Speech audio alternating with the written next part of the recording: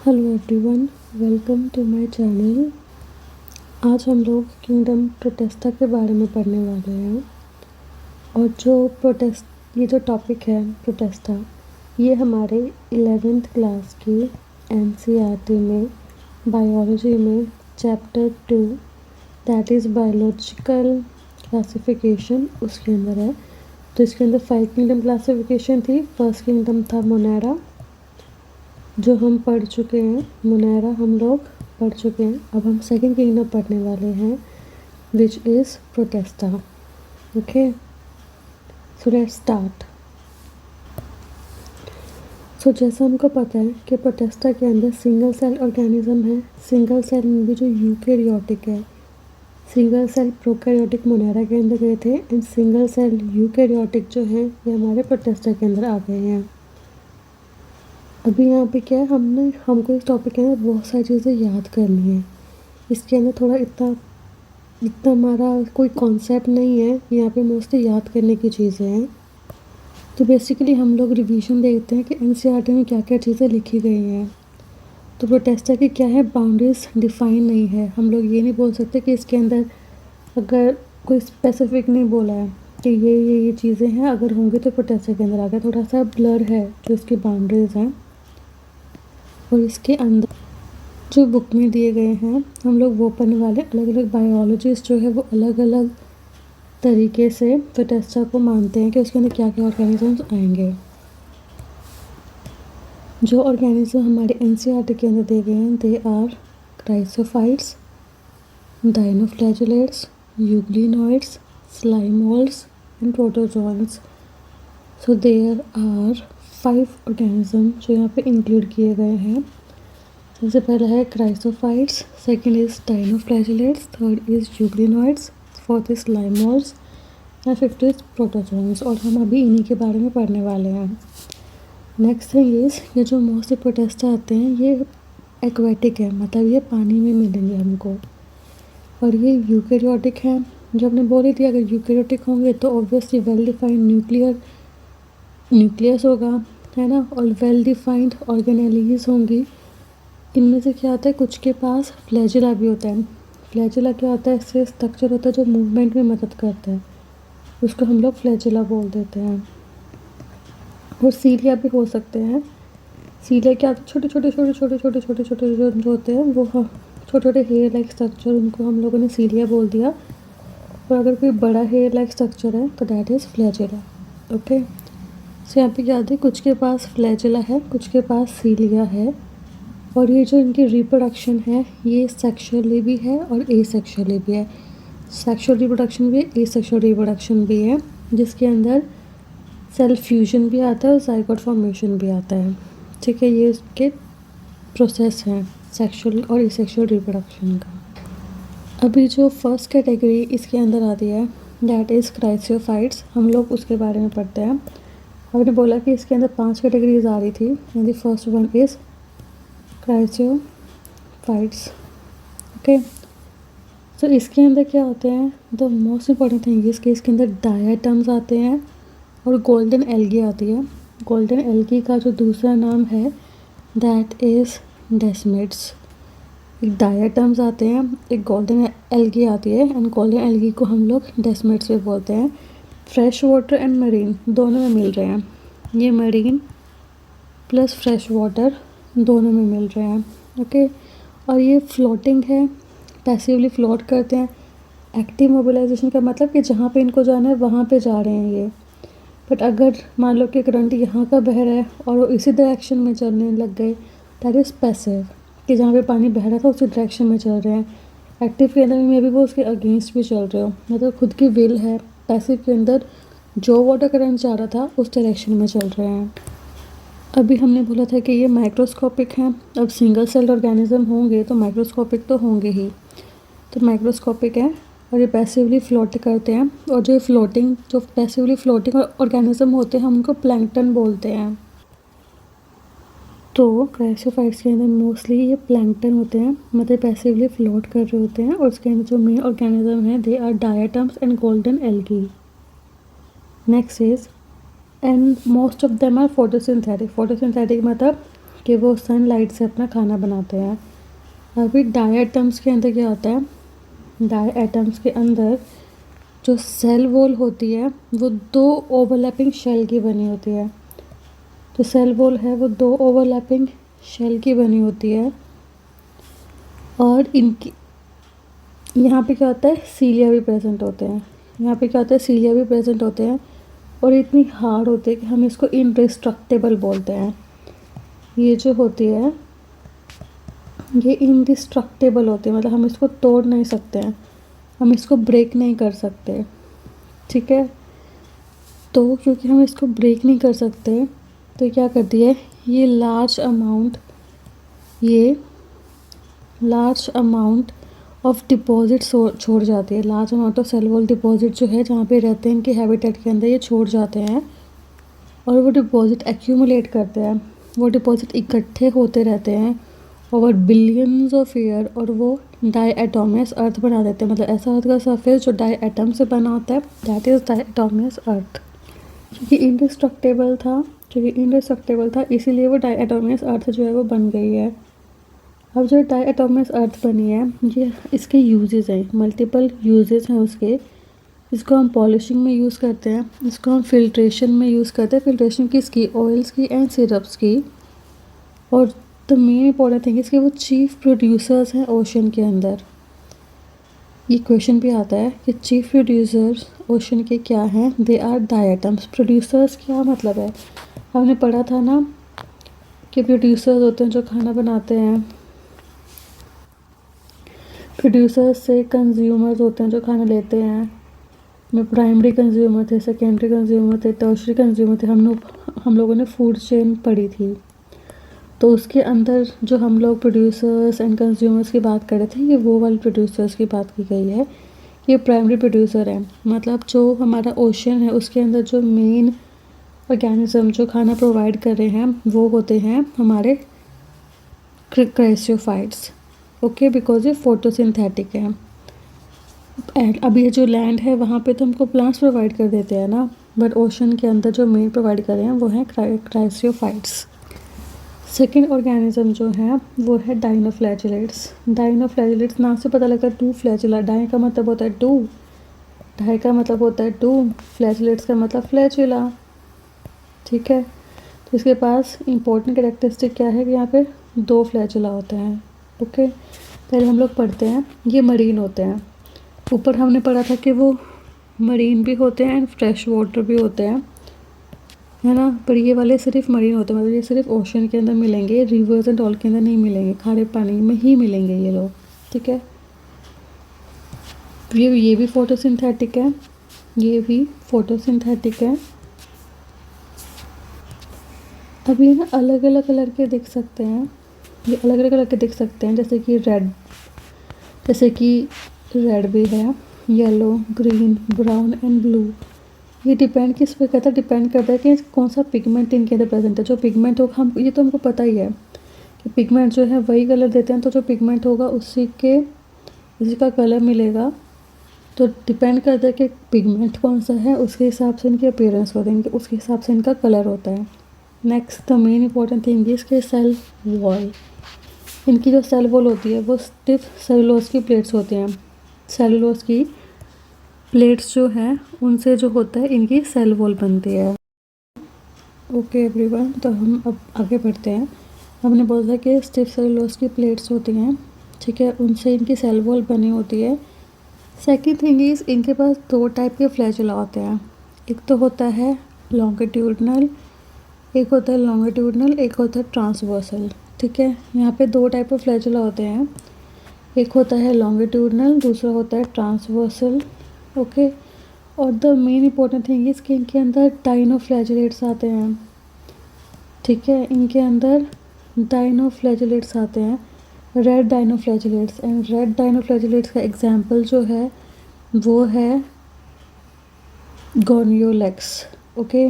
Red डाइनोफ्लैजेलेट का जो example है दैट इज़ गोनियोलेक्स। एंड इनका एक बहुत इंपॉर्टेंट फिनोमिनन है जो इनकी वजह से होता है। ये क्या करते हैं, अभी रेड कलर के तो दिखते हैं ही हैं, ये अपना पिगमेंट जो है वो समुद्र में छोड़ देते हैं, सी में छोड़ देते हैं, और जो पूरा का पूरा समंदर है जो पूरा का पूरा समंदर है वो हमको रेड दिखता है, ठीक है। अब क्योंकि वो हमको रेड दिख रहा है और तो हम उसको बोलते हैं रेड टाइड्स, ठीक है। ये जो होते हैं दीज गोनियोलैक्स, ये रेड टाइड कॉज करते हैं। और जो ये कैसे कॉज करते हैं, बिकॉज ये केमिकल रिलीज़ करते हैं, ठीक है। ऊपर से खुद भी रेड कलर के होते हैं। अब ये क्या होता है कि जो केमिकल रिलीज़ करते हैं वो टॉक्सिक होता है, वो इतना ज़्यादा टॉक्सिक होता है वो बहुत सारे मरीन एनिमल्स को मार देता है, जैसे कि फिशेस को। तो इसके अंदर इंपॉर्टेंट चीज़ थी कि जो रेड डायनोफ्लैजेलेट्स होते हैं वो इसके एग्जांपल हैं। इसका एग्जांपल है गोनियोलैक्स। अभी गोनियोलैक्स क्या होता है, ये रेड कलर का होता है। मल्टीप्लिकेशन करेगा, थोड़ा था बहुत सारा हो जाएगा, इतना ज़्यादा हो जाएगा कि जो समंदर का कलर है वही हमको रेड दिखना स्टार्ट हो जाएगा। एंड इस फिनोमिनन को, जहाँ पे वो रेड दिख रहा है, इसको हम लोग बोल देते हैं रेड टाइड्स, ठीक है। अब जब रेड टाइड्स आती हैं तो ये क्या करते हैं, इतने ज़्यादा अमाउंट के अंदर टॉक्सिन रिलीज़ करते हैं, ठीक है। और वो टॉक्सिन्स जो हैं वो मरीन एनिमल्स के लिए ख़तरा होता है, वो उनको मार सकते हैं। जैसे कौन से मरीन एनिमल्स को मार सकते हैं, जैसे कि फ़िशेस को। तो जब रेड टाइड आती है तो बहुत सारी जो फ़िशेस होती हैं उनकी भी डेथ हो जाती है, ठीक है। तो ये हार्मफुल है इन दी एंड, हमको ये पता लग रहा है। तो अब हम लोग जो थर्ड हमारा कैटेगरी है इसके अंदर उसको पढ़ेंगे। एंड थर्ड कैटेगरी है वो है euglenoids. Third category is euglenoids. ये फ्रेश वाटर होते हैं। हम लोगों ने पढ़ा था कि ऊपर वाले जो थे, सबसे पहले वाले जो थे वो थे हमारे फ्रेश वाटर एंड मरीन दोनों। अभी जो हमने पढ़े हैं डायनोफ्लैजेलेट्स, ये हमारे मरीन थे। सबसे पहले जो हमने पढ़े थे क्राइसियोफाइट्स, वो मरीन एंड फ्रेश वाटर दोनों थे।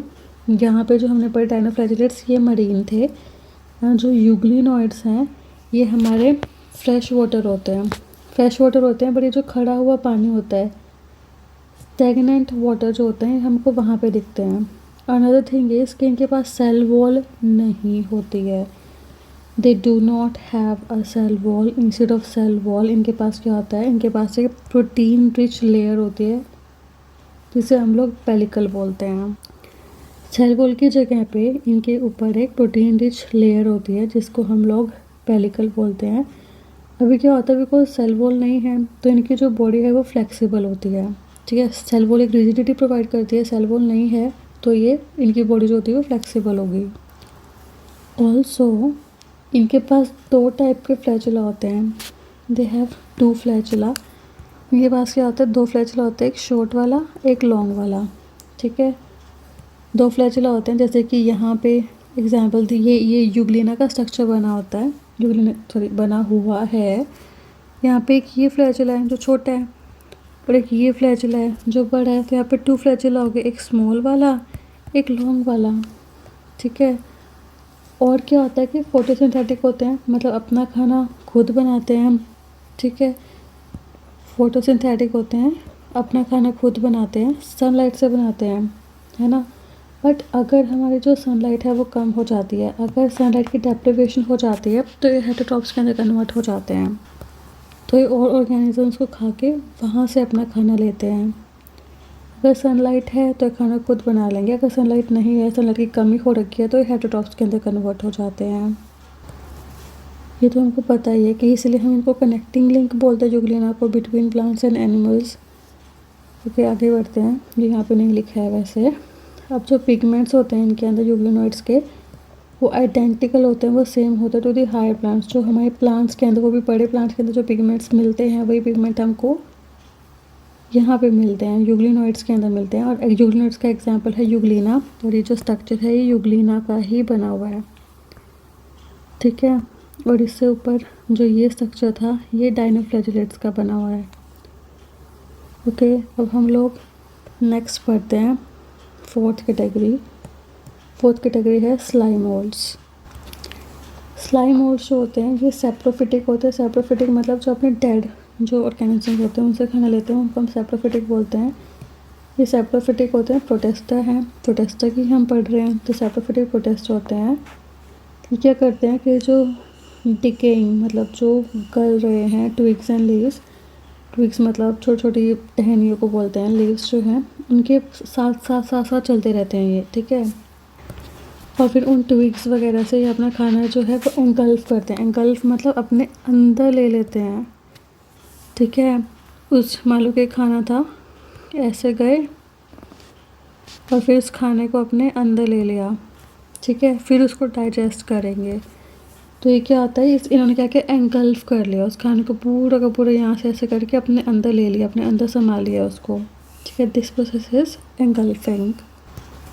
कभी कभार ये क्या करते हैं, कभी कभार ये एक एग्रीगेशन इकट्ठे हो जाते हैं और प्लाज्मोडियम बना देते हैं, और ये इतने बड़े हो सकते हैं कि अलग मतलब बहुत फीट्स तक ग्रो कर जाते हैं। ये था फेवरेबल कंडीशन का। But sometimes what happens it's unfavourable condition भी आती है। अनफेवरेबल कंडीशन के अंदर ये डिफ्रेंशिएट करते टूट जाते हैं और ये फ्रूटिंग बॉडीज़ बनाते हैं। ये टूट जाते हैं और फ्रूटिंग बॉडीज़ बनाते हैं, और ये जो है ये फ्रूटिंग बॉडीज़ जो बाद में इनके अंदर स्पोर्स होते हैं, और ये जो स्पोर होते हैं, इनके जो स्पोर होते हैं उनके अंदर ट्रू वॉल्स दिखती हैं हमको, बहुत रेजिस्टेंट होते हैं, मतलब किसी चीज़ का कोई फ़र्क नहीं पड़ता है उनके ऊपर, और ये इस वजह से बहुत सालों तक जो है वो ज़िंदा रह सकते हैं बहुत ख़राब कंडीशन में भी, क्योंकि टेम्परेचर बहुत ज़्यादा है, एसिडिक एनवायरनमेंट के अंदर है, तो जो कि वो इतने रेजिस्टेंट है, ट्रू वॉल्स के बने हुए हैं, वो सर्वाइव करते हैं। और उनका जो डिस्पर्शन है वो फैलते कैसे हैं, दे डिस्पर्स बाय एयर करंट, जो जब हवा बहती है उसके थ्रू ये फ्लो कर जाते हैं आगे। ओके, तो यहाँ पे हमारा फोर्थ जो था स्लाइम मोल्ड्स वो कंप्लीट होता है। अभी हम जो फिफ्थ एंड लास्ट है हमारा प्रोटोजोअन्स, उनके बारे में पढ़ेंगे। सो प्रोटोजोअन्स जो होते हैं वो हेटरोट्रॉपिक होते हैं, मतलब अपना खाना खुद नहीं बनाती है। ये प्रीडेटर्स की तरह रहते हैं, मतलब शिकारियों की तरह रहते हैं, या फिर किसी की बॉडी पे पैरासाइट की तरह रहते हैं, मतलब उनकी बॉडी पे रह के उनका खाना लेते रहते हैं, उनको मारते नहीं है। प्रेडेटर्स होते हैं वो दूसरे को मार देते हैं। और इनको हम लोग ये बोल सकते हैं कि एनिमल से रिलेट करते हैं, तो हम उनको रिलेटिव्स बोल सकते हैं एनिमल्स के, प्राइमरी बहुत पुराने वाले स्टार्टिंग के जो रिलेटिव्स हैं एनिमल्स के, वो हैं प्रोटोजोअन्स। अब हमने क्या किया है, प्रोटोजोअन्स को 4 कैटेगरीज के अंदर डिवाइड कर दिया है। एक था amoeboid protozoans, next is flagellated protozoans, ciliated protozoans and स्पोरोजोअन्स। Okay, तो हमने 4 कैटेगरीज के अंदर डिवाइड कर दिया है।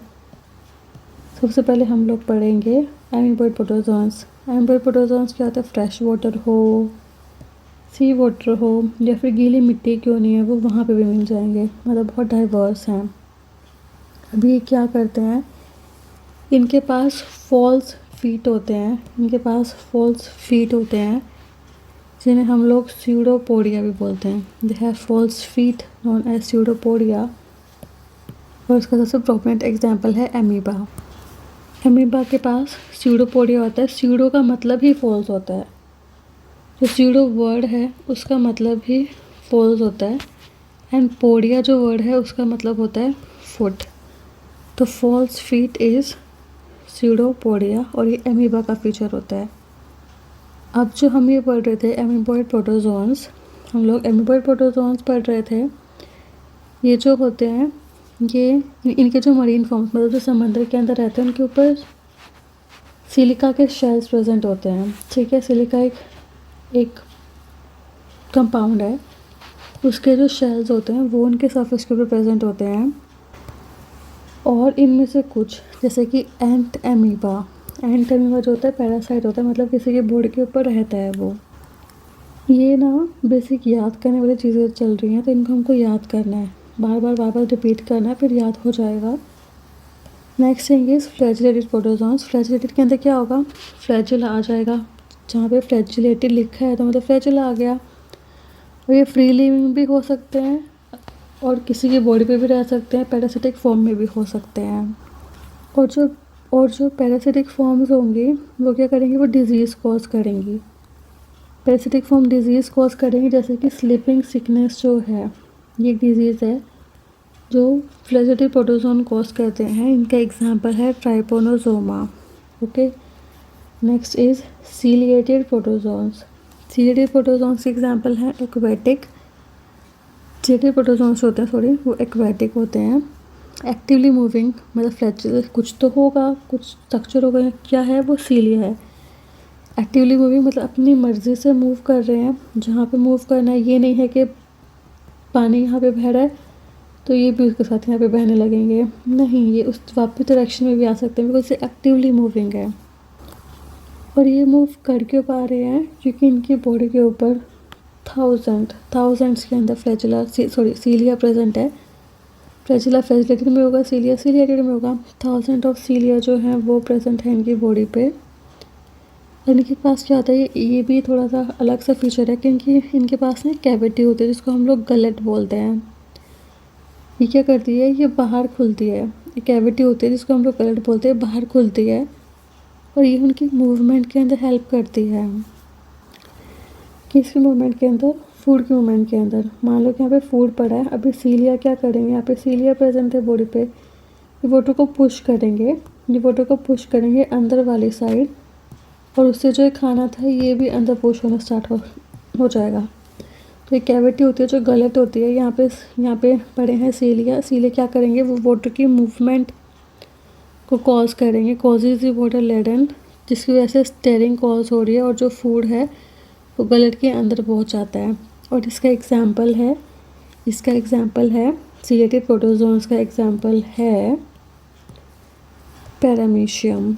Okay, and the fourth one, जो फोर्थ प्रोटोजोन है that is sporozoans. Okay, sporozoan बहुत डाइवर्स ऑर्गेनिज्म है। इनके पास क्या होता है, एक इन्फेक्शियस स्पोर लाइक स्टेज होती है, मतलब एक ऐसी स्टेज जहाँ पे बॉडी के ऊपर स्पोर्स बनते हैं। ठीक है, एक ऐसी स्टेज होती है और वो बहुत इन्फेक्शियस होती है, मतलब वो डिज़ीज़ कॉज कर रही है। इन्फेक्शियस है मतलब वो डिज़ीज़ कॉज कर रही है। ठीक है, ऐसी स्टेज होती है। और ये बहुत नोटोरियस, मतलब जो बहुत गलत चीज़ों के लिए फेमस होते हैं उनको हम नोटोरियस बोलते हैं। ये फेमस किसके लिए, सबसे इम्पोर्टेंट जो सबसे फेमस है इनके अंदर दैट इज़ प्लाज्मोडियम। पर प्लाज्मोडियम क्या करता है, ये मलेरियल पैरासाइट है, मतलब ये मलेरिया कॉज करता है। ओके, और ये मलेरिया आपको पता है कितनी इंपॉर्टेंट डिसीज़ और कितना इफ़ेक्ट करती है लोगों की बॉडी को एंड एवरीथिंग। सो इसके साथ क्या होता है, हमारा जो सेकेंड किंगडम था प्रोटेस्टा वो फिनिश होता है। और नेक्स्ट क्लास के अंदर हम next kingdom that is fungi वो पढ़ेंगे। And if you like this video, please like, comment, share and subscribe.